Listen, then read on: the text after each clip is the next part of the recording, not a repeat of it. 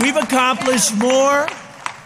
We've accomplished more during the first 3.5 years of this administration than any president in the history of our country. And I'm not even getting, pushback. I've been saying this for 2 years, for 3 years. I used to say for 2 years, for 3 years.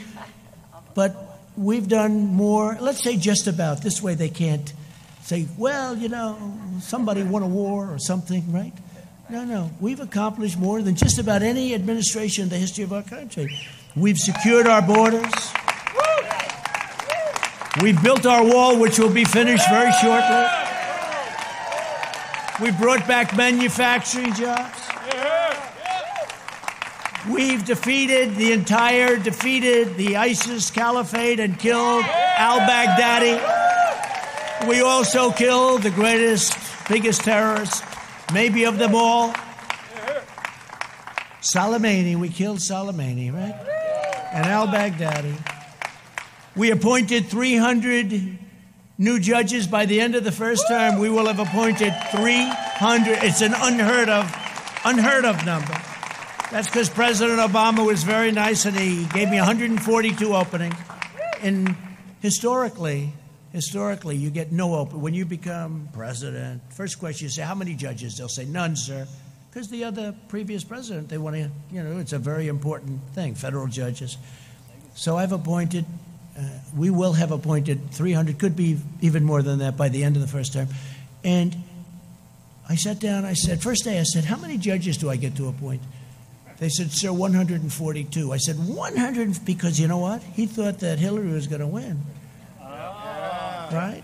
And the Republicans did not make it easy, let's say, but if you have enough time, there's not much anybody can do about it. We ended up with 142 judges, and then we've added many, many, and we're going to end up with 302 great Supreme Court justices.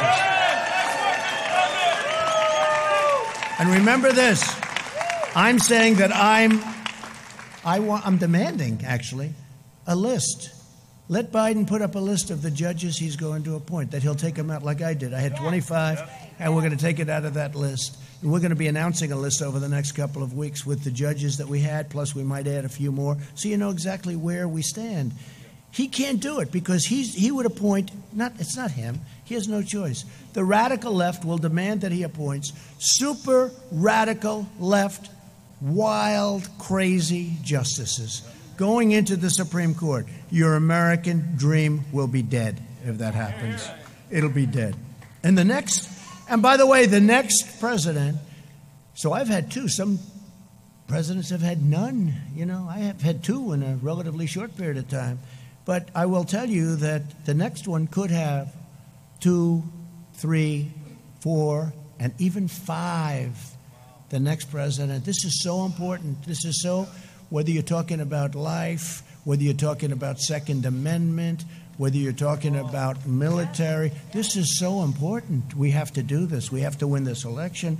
But we brought back manufacturing. We rebuilt our military. We wiped out ISIS. I mean, think of it. When I came, ISIS was all over Iraq. The Prime Minister of Iraq was in last week, and he said, I want to thank you for defeating ISIS. I said, now, are you talking about me or the United States? You. Because when you came into office, it was a mess. They were all over Iraq and Syria, and you defeated them, sir. I said, good. Tell that to the media, please. Would you do that? And he said, I will, so let's see if he does. But we passed the biggest tax cuts and regulation cuts in the history of our country. We replaced the worst trade deal ever made, NAFTA, with a great USMCA deal that's going to keep our companies here, and it's going to be treating us very nicely. And I wouldn't say the other two countries were thrilled with it, but they were happy enough. And we did that, and that's another thing. They said, you'll never be able to replace NAFTA. You'll never be able to get it. And I got it. We got it through Congress.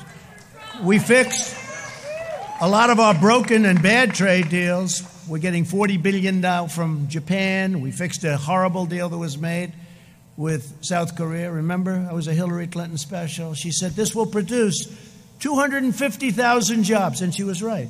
Except, unfortunately, the jobs went to South Korea, not to us. Okay? She said it would produce 250,000 jobs. And it did, to South Korea.